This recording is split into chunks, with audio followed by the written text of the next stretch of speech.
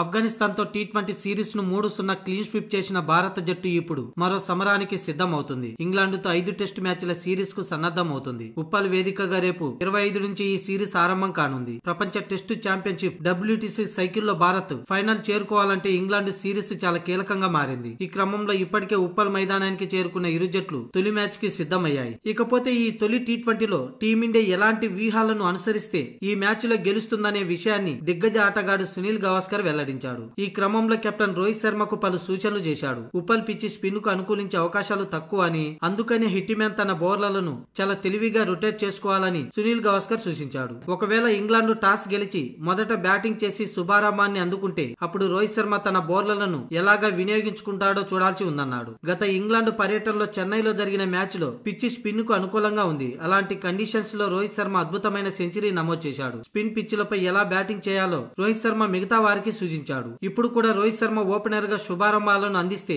ఆ తర్వాత బ్యాటింగ్ కు వచ్చేవారు స్వేచ్ఛగా పరుగులు సాధిస్తారని సునీల్ గవాస్కర్ చెప్పాడు. అందుకనే ఎక్కువ మంది స్పిన్నర్లను తీసుకోకుండా ఉప్పల్ పిచ్ అనుకూలంగా పదే పదే బౌలర్లను రొటేట్ చేయాలి. ఒకవేళ రోహిత్ శర్మ టాస్ గెలిస్తే ముందుగా బ్యాటింగ్ ఎంచుకోవాల్సిన అవసరం ఉందని సునీల్ గవాస్కర్ అన్నాడు. ఇది ఇలా ఉంటే తొలి టెస్టుకు వేదికైన ఉప్పల్లో టీమిండియాకు అద్భుత రికార్డు ఉంది. ఇప్పటివరకు ఈ స్టేడియంలో భారత జట్టు 5 టెస్టు మ్యాచ్లు ఆడింది. ఇందులో 4 మ్యాచ్ల్లో విజయం సాధించింది. ఓ మ్యాచ్ డ్రాగా ముగించింది. అయితే ఈ గ్రౌండ్ లో మంచి రికార్డు ఉన్న విరాట్ కోహ్లీ, పుజారాలు ఆడడం లేదు. వ్యక్తిగత కారణాలతో ఈ మ్యాచ్ కి విరాట్ కోహ్లీ దూరంగా ఉండగా పుజారాను సెలెక్టర్లు ఎంపిక చేయలేదు.